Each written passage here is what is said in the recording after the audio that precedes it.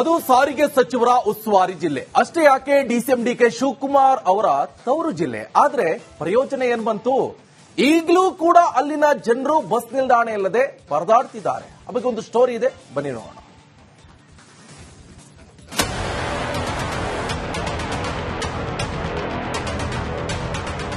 ರಾಮನಗರ ಜಿಲ್ಲೆಯಾಗಿ ಹಲವು ವರ್ಷಗಳೇ ಕಳೆದಿದೆ. ಬೆಂಗಳೂರಿನ ಪಕ್ಕದಲ್ಲೇ ಈ ಜಿಲ್ಲೆ ಇದೆ. ಆದರೂ ಕೂಡ ಈ ಜಿಲ್ಲಾ ಕೇಂದ್ರದಲ್ಲೇ ಸೂಕ್ತ ಬಸ್ ನಿಲ್ದಾಣವೇ ಇಲ್ಲ.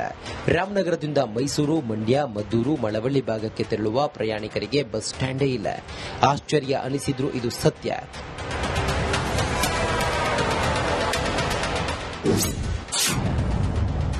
ಬಿಸಿಲಿನ ಝಳಕ್ಕೆ ಪ್ರಯಾಣಿಕರು ಹೈರಾಣ. ಬಸ್ ನಿಲ್ದಾಣ ಇಲ್ಲದೆ ಪ್ರಯಾಣಿಕರ ಪರದಾಟ. ಸಾರಿಗೆ ಸಚಿವರ ಉಸ್ತುವಾರಿ ಜಿಲ್ಲೆಯಲ್ಲೇ ಹಿಂಗ್ಯಾಕೆ? ಬೆಂಗಳೂರಿನಿಂದ ಮೈಸೂರು, ಮಳವಳ್ಳಿ ಕಡೆ ತೆರಳುವ ಬಸ್ಗಳು ಬಸ್ ನಿಲ್ದಾಣಕ್ಕೆ ಪ್ರವೇಶಿಸೋದಿಲ್ಲ. ಬದಲಾಗಿ ಬೆಂಗಳೂರು ಮೈಸೂರು ಹಳೆ ಹೆದ್ದಾರಿಯಲ್ಲೇ ಬಸ್ಗಳು ನಿಲ್ಲುತ್ತವೆ. ಆದರೆ ಇಷ್ಟು ವರ್ಷಗಳಾದರೂ ಕೂಡ ಇಲ್ಲಿ ಸೂಕ್ತವಾದ ಬಸ್ ನಿಲ್ದಾಣ ಇಲ್ಲ. ಬಿಸಿಲು ಮಳೆಯಾದರೂ ಮೈಸೂರು ಕಡೆ ಪ್ರಯಾಣಿಸುವವರು ರಸ್ತೆಯಲ್ಲೇ ನಿಲ್ಲಬೇಕು.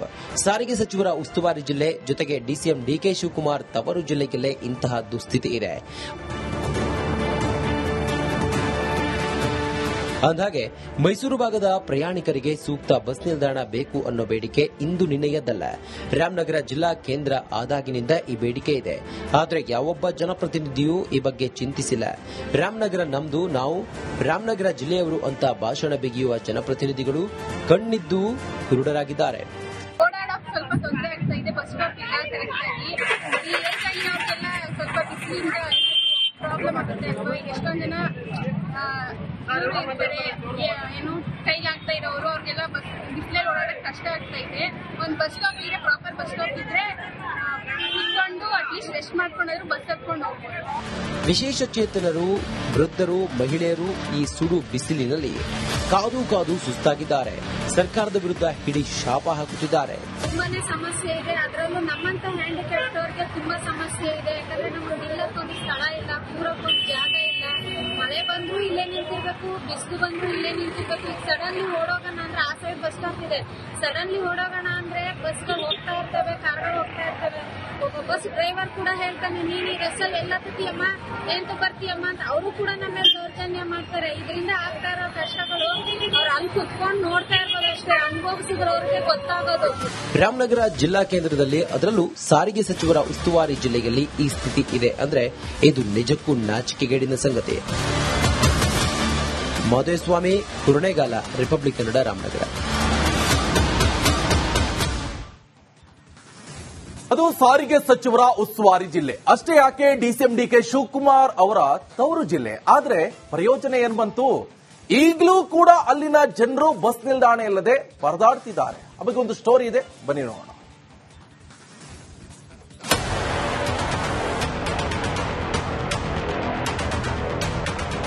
ರಾಮನಗರ ಜಿಲ್ಲೆಯಾಗಿ ಹಲವು ವರ್ಷಗಳೇ ಕಳೆದಿದೆ.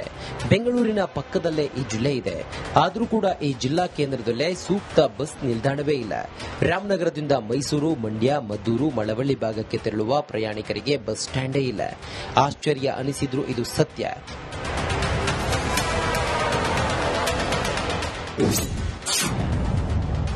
ಬಿಸಿಲಿನ ಝಳಕ್ಕೆ ಪ್ರಯಾಣಿಕರು ಹೈರಾಣ. ಬಸ್ ನಿಲ್ದಾಣ ಇಲ್ಲದೆ ಪ್ರಯಾಣಿಕರ ಪರದಾಟ. ಸಾರಿಗೆ ಸಚಿವರ ಉಸ್ತುವಾರಿ ಜಿಲ್ಲೆಯಲ್ಲೇ ಹಿಂಗ್ಯಾಕೆ? ಬೆಂಗಳೂರಿನಿಂದ ಮೈಸೂರು, ಮಳವಳ್ಳಿ ಕಡೆ ತೆರಳುವ ಬಸ್ಗಳು ಬಸ್ ನಿಲ್ದಾಣಕ್ಕೆ ಪ್ರವೇಶಿಸೋದಿಲ್ಲ. ಬದಲಾಗಿ ಬೆಂಗಳೂರು ಮೈಸೂರು ಹಳೆ ಹೆದ್ದಾರಿಯಲ್ಲೇ ಬಸ್ಗಳು ನಿಲ್ಲುತ್ತವೆ. ಆದರೆ ಇಷ್ಟು ವರ್ಷಗಳಾದರೂ ಕೂಡ ಇಲ್ಲಿ ಸೂಕ್ತವಾದ ಬಸ್ ನಿಲ್ದಾಣ ಇಲ್ಲ. ಬಿಸಿಲು ಮಳೆಯಾದರೂ ಮೈಸೂರು ಕಡೆ ಪ್ರಯಾಣಿಸುವವರು ರಸ್ತೆಯಲ್ಲೇ ನಿಲ್ಲಬೇಕು. ಸಾರಿಗೆ ಸಚಿವರ ಉಸ್ತುವಾರಿ ಜಿಲ್ಲೆ ಜೊತೆಗೆ ಡಿಸಿಎಂ ಡಿಕೆ ಶಿವಕುಮಾರ್ ತವರು ಜಿಲ್ಲೆಯಲ್ಲೇ ಇಂತಹ ದುಸ್ಥಿತಿ ಇದೆ. ಅಂದಹಾಗೆ ಮೈಸೂರು ಭಾಗದ ಪ್ರಯಾಣಿಕರಿಗೆ ಸೂಕ್ತ ಬಸ್ ನಿಲ್ದಾಣ ಬೇಕು ಅನ್ನೋ ಬೇಡಿಕೆ ಇಂದು ನಿನ್ನೆಯದ್ದಲ್ಲ. ರಾಮನಗರ ಜಿಲ್ಲಾ ಕೇಂದ್ರ ಆದಾಗಿನಿಂದ ಈ ಬೇಡಿಕೆ ಇದೆ. ಆದರೆ ಯಾವೊಬ್ಬ ಜನಪ್ರತಿನಿಧಿಯೂ ಈ ಬಗ್ಗೆ ಚಿಂತಿಸಿಲ್ಲ. ರಾಮನಗರ ನಮ್ದು, ನಾವು ರಾಮನಗರ ಜಿಲ್ಲೆಯವರು ಅಂತ ಭಾಷಣ ಬಿಗಿಯುವ ಜನಪ್ರತಿನಿಧಿಗಳು ಕಣ್ಣಿದ್ದು ಕುರುಡರಾಗಿದ್ದಾರೆ. ಸ್ವಲ್ಪ ತೊಂದರೆ ಆಗ್ತಾ ಇದೆ. ಬಸ್ ಸ್ಟಾಪ್ ಇಲ್ಲ ಕರೆಕ್ಟಾಗಿ.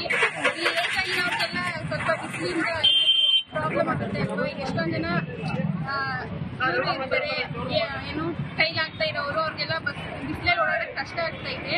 ಒಂದು ಬಸ್ ಸ್ಟಾಪ್ ಇದೆ, ಪ್ರಾಪರ್ ಬಸ್ ಸ್ಟಾಪ್ ಇದ್ರೆ ನಿಂತ್ಕೊಂಡು ಅಟ್ಲೀಸ್ಟ್ ರೆಸ್ಟ್ ಮಾಡ್ಕೊಂಡ್ರು ಬಸ್ ಹತ್ಕೊಂಡು ಹೋಗ್ಬೋದು.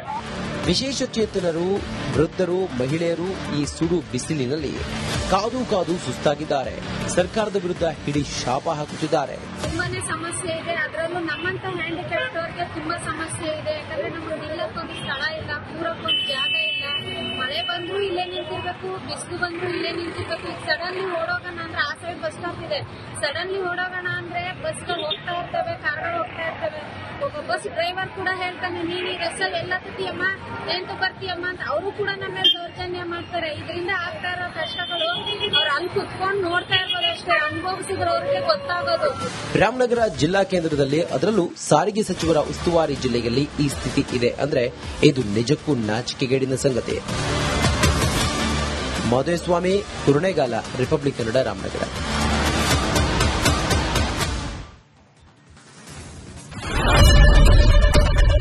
ಏನ್ ಪ್ರಾಬ್ಲಮ್ ಇಲ್ಲ ಏರಿಯಾದಲ್ಲಿ? ಏನ್ ಪ್ರಾಬ್ಲಮ್? ಏನ್ ನಿಮ್ ಪ್ರಾಬ್ಲಮ್? ಏನೆಲ್ಲ ಪ್ರಾಬ್ಲಮ್ ಆಯ್ತಿಲ್ಲ ಹೇಳಿ. ಏನ್ರಿ ನಿಮ್ ಪ್ರಾಬ್ಲಮ್? ಏನ್ ನಿಮ್ ಪ್ರಾಬ್ಲಮ್ ಅಂತ ಹೇಳಿ. ಯಾರಪ್ಪ ನಗರಕ್ಕೆ, ಗಾಂಧಿನಗರ, ದಾಸರಹಳ್ಳಿ, ರಾಜರಾಜೇಶ್ವರಿ ನಗರ, ಚಾಮರಾಜಪೇಟೆ, ಹುಬ್ಬಳ್ಳಿ, ಚನ್ನಮರುತ್ತದ, ಮೈಸೂರಿಗೆ ಬಂದಿರೋದು. ಬ್ಯಾಡಗಿ ತಾಲೂಕಿಗೆ ನಾವು ಬಂದಿವ್ರಿ.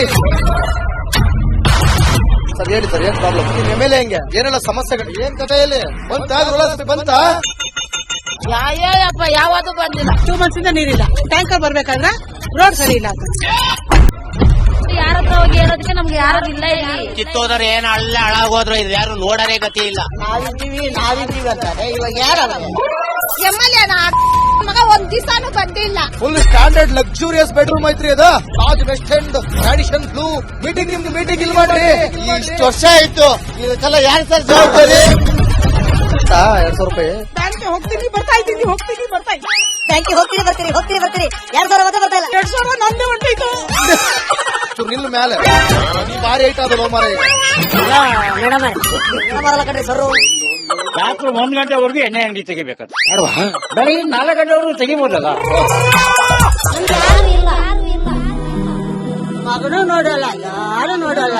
ನಾನು ಒಬ್ಬಳು ನೋಡ್ಕೊಂತೀರಜ್ಜ. ನಮ್ಮ ಮಕ್ಕಳಿಗೆ ಅಮ್ಮ ಅಪ್ಪ ಇಲ್ಲ, ಅವರು ನೋಡಿ ಬರ್ತಾ ಇದೀವಿ. ದೇವ್ರು ಬಿಟ್ಟಂಗೆ ಆಗುತ್ತೆ.